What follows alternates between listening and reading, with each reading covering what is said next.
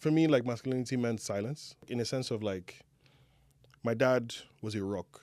Could see him like shoulder the burden, but then he did that silently. I thought that was the way.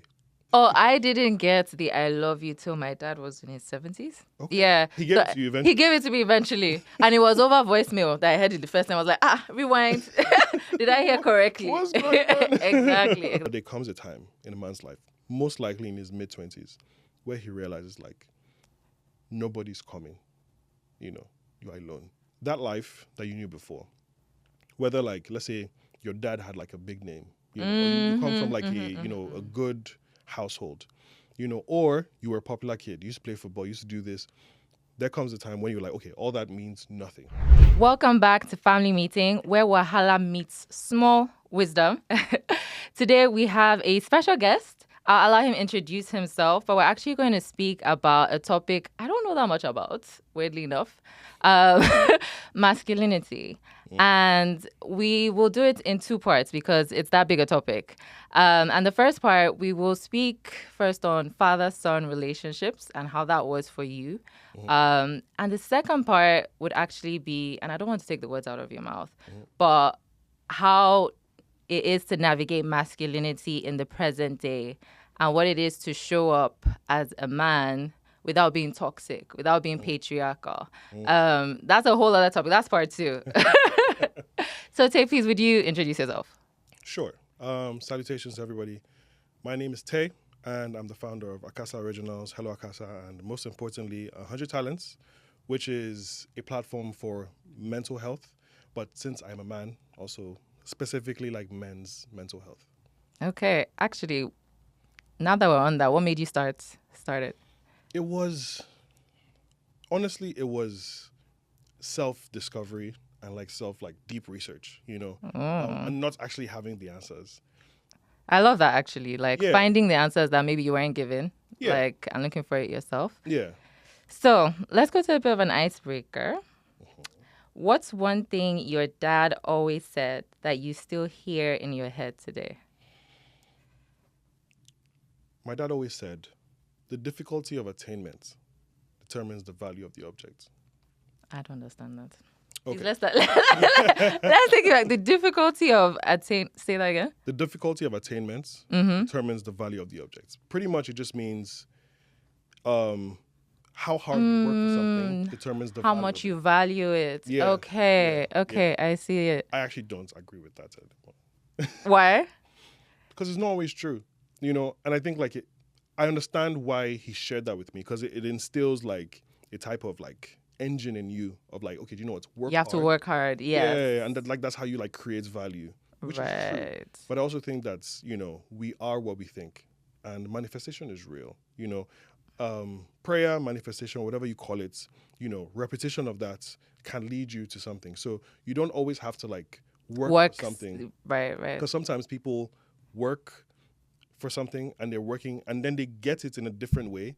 And they don't appreciate it because they didn't work hard for it. There you go. Oh, I see they that. Don't even acknowledge it because as in, this is not what I was looking for. Oh, Yeah. I hear that. Okay, that's some No, wisdom. yeah. And when you think of masculinity growing up, what did it look like in your home or in your community? Like, what was it mean? What did it mean to be a man growing up? These questions are deep. Sorry, we're getting deep. It is what it is. I mean, we should. I think it means, for me, like masculinity meant silence. It meant Silence at what point? be seen and felt and not heard. Okay. I think because like in a sense of like my dad was a rock for me, for my whole family, and for a lot of other family members. In fact, for a lot of people, Right. I could see him like shoulder the burden, but then he did that silently. Yeah, he did that So silently. you never knew what he was going through or what he was probably struggling with at the time. No. In fact, I thought that was the way. Right. And I'm guessing, did you carry that with you? And like, how does that show up? Or growing up, how did that show up? That showed up in in like outbursts, It showed up in not being able to like manage my emotions, I was gonna say emotional regulation because you're not shown how to manage. Yeah, and I feel like as a child, it kind of puts you in a state of like conflict because they don't know it. And the thing is, like, I don't really hold my parents responsible because everyone is figuring stuff out. You're trying, yeah. Yeah, but like you kind of get to a stage where like, okay, do you know what? This has me in a state of conflict, so I'm going to try and control everything now. So in order like to not feel like dysregulated, I'm going to control the outcome of it, and then that's when you see yourself trying to like control situations, and Right. it goes down a bad. It sounds like you've done a lot of self-discovery to get to the point where you are at now. That's why I'm here. It was a lot of research. It was a lot of research, and I just think like men as a whole, there's just something blocking us from actually like accessing like or just like accepting the information. I also think that we don't have enough. Oh, that's interesting. So you're saying that there's a lot of information to help men, but there's an emotional block from receiving that information. Yeah. Oh, wow. Okay. Yeah. So do you have any thoughts on what that is? We can get there. We can get there. Okay. Yeah. And growing up, was it common to be affectionate? Like, not just like you, did you see it with your friends and their dads? No. I think funny enough, out of all my friends, I'm probably the most affectionate. Anybody that knows me will say like, oh, Tay is like mushy. Tay wants to talk about feelings, but still, it wasn't common. And more importantly, through my parents, it wasn't common. I don't know, like, if you got that thing, it's like when your dad is, okay. So you buy that thing. Okay, good day in school. Okay, all right, love you, bye. And it's like... Oh, I didn't get the I love you till my dad was in his 70s. Okay. Yeah. He gave it to you eventually? He gave it to me eventually. And it was over voicemail that I heard it the first time. I was like, rewind. Did I hear correctly? What's going on? Exactly. So I think that was pretty common. Yeah. And I guess how, growing up, did you think it was weird? Or was that just the norm? Like, how would you know if it was weird? Because, like, I think that's something interesting as well. We all grew up, like, in our environments, in our households. You don't know what's happening in someone else's house. Even if you go spend the week there, everybody's acting like, proper, so you never know. So for me, that's communication was never really there. And I always felt like there was like a void because being like, I have ADHD and being neurodivergent, like we feel very deeply, So I always wanted. And I think maybe intensely as well, no? Yes, so I, and imagine like going through that and then when you have these conversations, it's just being like, stop, that's not the way, and I was like, okay. So it was a lot of like build up, growing up. And I guess when you would go through certain things that were emotional, how were you able to handle it? Or were you able to talk to anybody? Do guys talk amongst themselves, like, at that age? So what age are you talking about? I'm thinking up until you're in uni. So everything before then, that whole mass of like teenagehood, childhood, yeah. Oh, I had like therapists. Okay. Okay, you're one of the lucky few. I would say that. No. Should I tell you the names of my therapists? Oh, jeez. Okay, tell me. It was Lucas from One Tree Hill. Wow. Right? Shout out to Lucas. Shout out to Lucas. It was Kanye West, when Kanye West was still good. Yeah. Jill Scott, Lauryn Hill, Erykah Badu. You know what I mean? A lot of, like, I turned to TV because when you see, I'm like, okay, I'm dealing with this, like, heartbreak, And when you go and talk to your own friend, who is going through that, they don't know anything, So, that's true. Yeah. And then, like, when you go to, like, the older guys that you knew, it's like, man up. Do you understand? Like, babes, right. So I'm like, okay, what, you turn on the TV, One Tree Hill, okay, this guy's like a nice guy. Okay, this guy's like the bad boy. How are you dealing with these issues? And like, I found myself like learning from that, which in a way kind of like helped. I was going to say that I can see that though. But it was also not very good because I didn't mean what I was saying. Explain that. So what would you be saying that you didn't mean? Okay, so let's say I'm trying to think of like an episode of One Tree Hill, but it was a very long time ago. You know? Yeah. So I would say, let's say like this. Would you be talking an American accent as well to match the Lucas? Sometimes I think it was more just like the energy of like, oh, do you know what? Like being a good guy will like it will pay you back. You know, this is who you want to like emulate yourself as. It's good. Right. You know, and when like you know you want to get to like know somebody, then you need to like say X, need to say Y, which is true. But then like I didn't understand what I was saying. You know, Right. so Okay, I see then what you mean. you're saying these very deep things to a young girl who's like, oh my gosh, wow, you know, and like you're not even clocking it. You're like, okay, it worked. That is so funny. It's crazy. It's crazy. But you know, I give you like a lot of kudos for looking for models that you wanted to be like and actually exemplifying that in your life. Yeah. Like one of my favorite songs, "The Lights" by Common.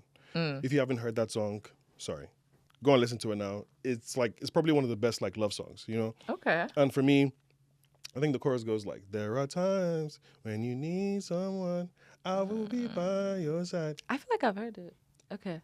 It's an amazing song, you know. Okay. So for me, I used to kind of like curate things around that song, especially like love, you know. Right. So it helped for like the interim, but eventually I had to grow up. And just because you touched on it, do you think, because I know you're creative, was that an outlet for you as well to express yourself? Yeah. Is that how you started it, or do you think you would always have been drawn to music? Yeah, I think because we didn't mention like I was making. I've done a lot of things in my life. Sorry, I've known him from university days, so Yeah. You know, yeah, I think like expressing myself through music was very helpful. But I realized like it was more therapy than actual music, you know. So it was a very great like outlet. Okay. And when you were growing up, when was the first time you can remember crying as a boy? I can't remember. You can't remember? Yeah. Do you know what like age range you must have been? Was it like in your adulthood or was it like in your teens? I was a very interesting kid. Okay, let's talk about it. Because like, so like, they used to call me Terror. You know, I was a terror. You know? Really? I would never have guessed that. Yeah. Ironically, then I was given the nickname in university, El Terrible, for another set of reasons, because I was just a party guy. You know, I was always in the club taking pictures and, you know, but like Terror because I was just like hyperactive. Like, I think it was like, it's your typical like ADHD child, you know, bouncing off the wall, and then like, I think there was one time they left like half bottle of like champagne on the table. I was like, swiped it, you know. And then like my parents had like guests, you know. I walk into the room, they're like, "Oh, hi, my son." I just run, and like, you know those consoles that like with glass that hold the TV, Right. like smashed into it. Like I was a crazy kid, you know. But I think like I had like cerebral malaria, and then Cerebral malaria. yeah, malaria of the brain. Wow, I didn't. Okay, I think I've heard of that, but I didn't. Yeah. Yeah, it's a thing. Like, and in Nigeria, not a lot of people actually like bounce back from it because you don't know that it's malaria because it slowly changes your personality and stuff like that. So, Is it from the same mosquito? my dear, I don't know whether mosquito bites me. Okay. I'm actually not sure, but you know, I changed. Right. You know, and I remember I became like more of an emotional kid, more of a quiet kid. So I think the crying came in there. Right. But, yeah. Yeah. So when was the first time you thought it was okay to cry as a guy then? Especially because you said like you'd see men like hold a lot of it in. I think when I started to actually do the real work, you know, the inner work, the shadow work, whatever you want to call it. When was that? I think maybe like 2 years before I left Nige. I left Nige in 2021. Okay. 2019. Okay. I think that was the time. 2016. I don't know if it was for you. 2016 was such a sobering year for me. Right. Because I was still like off the hype. I think graduated 2013, moved back, okay, NYC, boom, boom, boom. Moved to Lagos, whoa. And then 2016 was like real life. And I'm like, okay, how are we going to navigate this, you know? And then Right. the next 3 years was just like, I think like a lot of like untreated trauma, a lot of pent up aggression and emotions. And I found myself like having like outbursts Right. of crying, you Right. know, and it's like very like, you know, snorts, red eye, like a lot of tears. It was very, you know, it was a lot. But then, I you guess know, at those moments, did you think it was okay to cry? Did you think that, no, or did you think that okay, right? I didn't know. But I think like there was one time I was on the way home, you know, and I was just like, man, I don't know. It wasn't like I was suicidal, but I was like, life is too hard. It is hard though. Yeah. Like no cap. Yeah. Like I was like, if I wasn't here, I'll be fine. You know, like you know, and it sounds like very like dark, but like it was really just like, why is But it so hard? You know? yeah. And then eventually, like I realized that, oh, okay, this thing, there's a knot in my chest. I've been carrying this knot in my chest around for a very long time, decades. I need to fix it. That's when I give myself like permission to cry. Oh, that's a powerful statement. Like you gave yourself that permission. You made the space even before you knew that that space was allowed. You know, you gave yourself that permission to cry.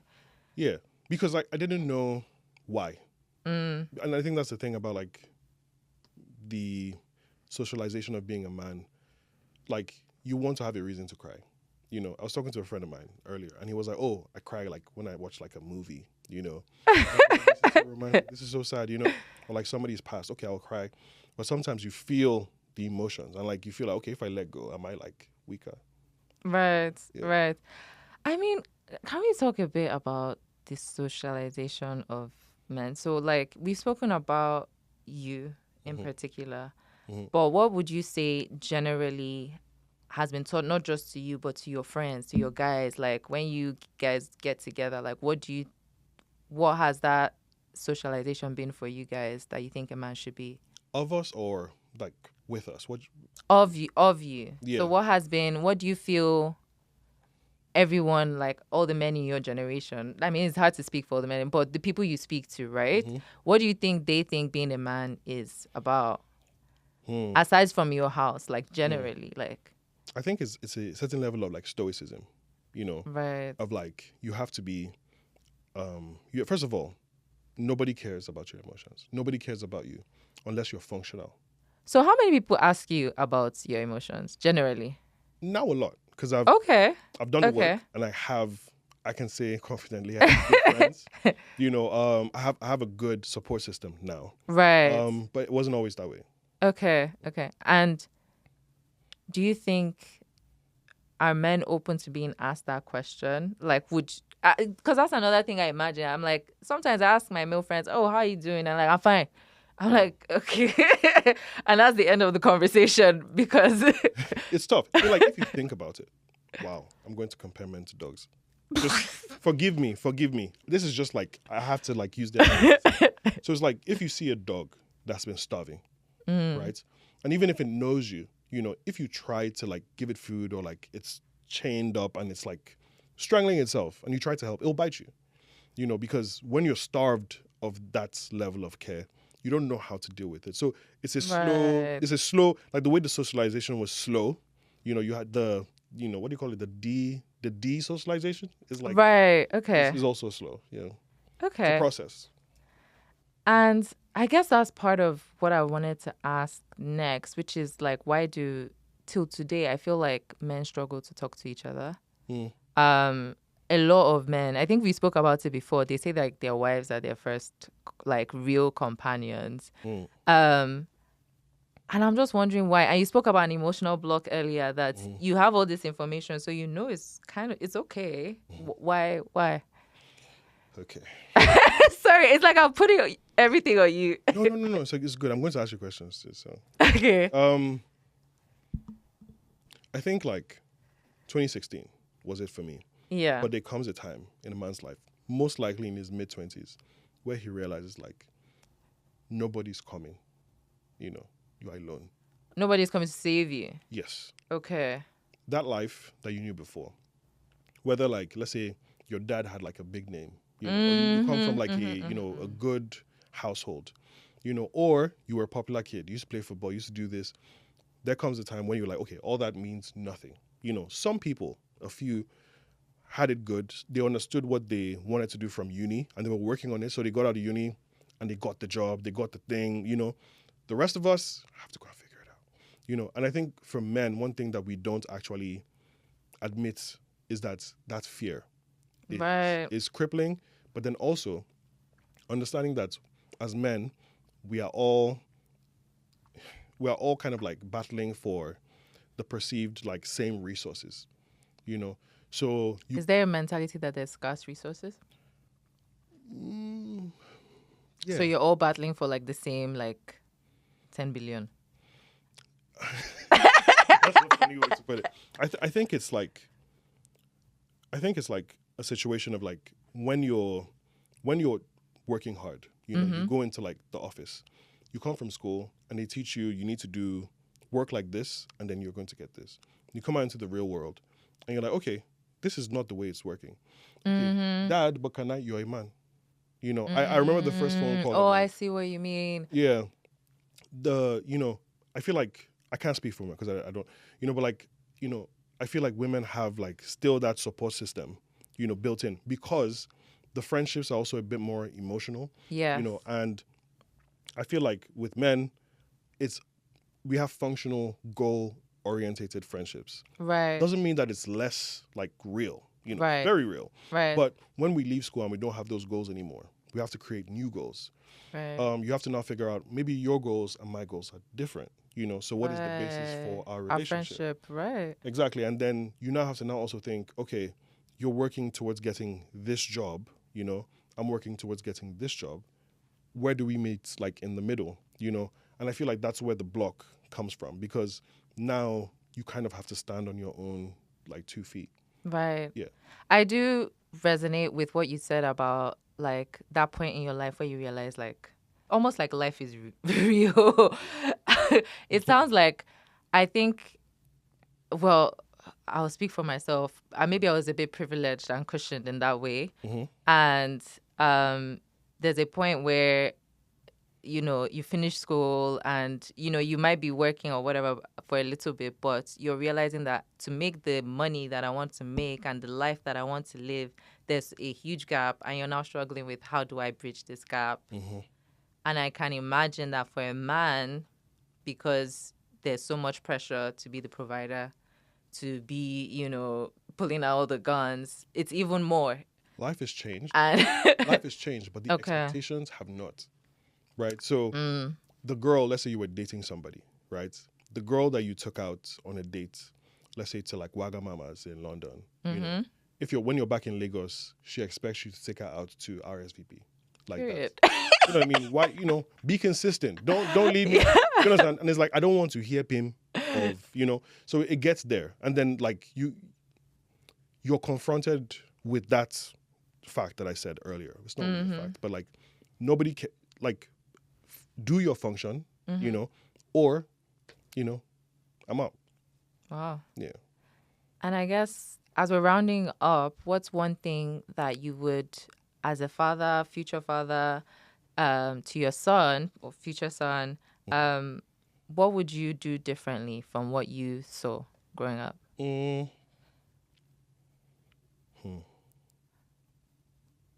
think I would say, number one, I would teach him that the difficulty of attainment determines the value of the object. But also, we are what we think. And so think of who you are, know who you are. Right. I'll teach them that lesson. I think my dad was there for me. My dad was there for me. He couldn't be there for me in all the ways that I needed, but he was there for me in all the ways that he could. Right. That's a beautiful way to phrase it. In all the ways that he could, he still showed up. Yeah. He did. And that afforded me to have more ways to be there for my son. So I think, come to me, you're taking a girl out. Oh, Dad, what's like, how do I'm here for you. Talk to me, I want to be not necessarily his friend, but I want you to be able to confide in me. Right. And I think probably the most important thing is like financial literacy. Ooh. Yeah. Because there's like You need to train that early. Very early. Because the people that I see that have that mentality from a very young age, they make strides, you know? And just putting that in, it's not just, yes, school doesn't teach you everything you need to know to work, to thrive in the real world, essentially. Yeah. Money is a tool. You know, and that's one thing that you were asking, like, are we struggling for the same billions? Now I know, you know, but money is a tool that should work for you. So you can't take money. When you get money, you pay yourself, you know. And when you mean pay yourself, like, oh, you know, maybe you put it in investments, you do X, Y. You want to take you have a girlfriend, you want to take her out, put the money aside, you know, and it makes you feel like your own man. You know? Right. So those are the things I'll teach you. Maybe I'll introduce him to a few albums. Hey, amazing. Good music taste is important. It's very vital, actually. Yeah. Well, thank you, Tay. And thank you for tuning in. Please tune into the second episode where we're going to speak about masculinity in the present day and age and how it's like navigating that. Thank you.